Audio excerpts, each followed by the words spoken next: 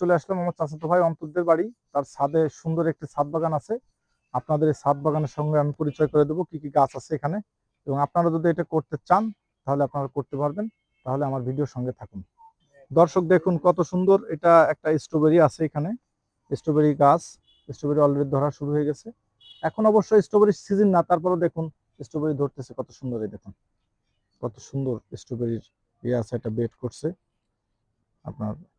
এই যে স্ট্রবেরি গুলো ধরে আছে দেখুন দর্শক, এখানে একটা মালটা গাছ আছে অলরেডি। মালটা গাছের কিন্তু ফল চলে এসেছে, যত্ন নিলে আরো সুন্দর হবে। এখন তো রৌদ্রের সময়, যত্ন নিলে আরো সুন্দর মালটা গাছের ফল পাওয়া যাবে। এই পাশে আছে লেবু গাছ। দেখুন লেবু গাছটা সুন্দর সতেজ, কত সুন্দর লেবু গাছ। এখানে লেবু গাছেও লেবু ধরছে। আপনার ড্রাগন আছে, ড্রাগন গাছ আছে। এদিকে আবার একটা লেবু গাছ আছে। এখানে একটা আম গাছ আছে, আম গাছে অলরেডি আম ধরা শুরু হয়ে গেছে।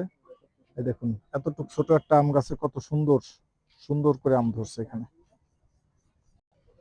দর্শক সাথেই থাকেন। আপনারা যদি করতে চান এরকমের টব আছে, টব নিয়ে আপনারা এভাবে গাছ লাগাতে পারেন। একটা কুল গাছ, আবারও একটি লেবু গাছ ধরছি, সুন্দর লেবু লেবু ধরছে।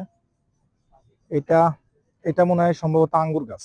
দেখেন দর্শক কত সুন্দর করে ড্রামে মাটি দিয়ে মাচা করে তার ভিতরে আঙ্গুর গাছ লাগিয়েছে। আঙ্গুর গাছটি অনেক সুন্দর সুন্দর হয়েছে। এটা মরিচ গাছ, সারা বছরই এতে মরিচ পাওয়া যাবে। মরিচ আছে, খুব সুন্দর মরিচ।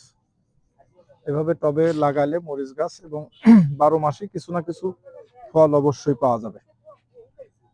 এখন দর্শক দেখাই থাকুন টমেটো গাছ। টমেটো গাছ অনেক টমেটো থেকে খাওয়া হয়েছে। ওই একটা কুমড়ো গাছ আছে, কুমড়ো গাছেও কুমড়ো ধরে, মানে ধরবে আগামীতে। কুমড়ো গাছটা অনেক সতেজ আছে। দর্শক দর্শক দেখুন একটি আপেল গাছ এখানে। আমাদের দেশে এটা বিরল, সচরাচর দেখা যায় না। আসলে একটু রুক্ষ হয়ে গেছে, যত্ন নিলে হয়তো বা অনেক সুন্দর হবে মনে হয় সম্ভবত।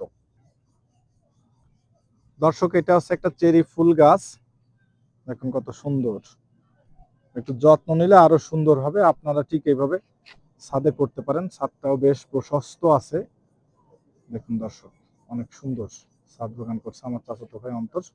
ধন্যবাদ তাকে এত সুন্দর ছাদ বাগান করার জন্য। অন্তর, তুমি যে ছাদ বাগান করছো, তা এতে তোমার মানে কেমন কি খরচ হয়েছে, আর এর যত্ন কিভাবে নাও? ইচ্ছা ছিল যে ছাদের উপরে ছোট্ট পরিসরে একটা বাগান করব, এটা আমার ছোটবেলা থেকে আসা। সেটা এই পর্যায়ে এসে পূরণ হয়েছে আলহামদুলিল্লাহ।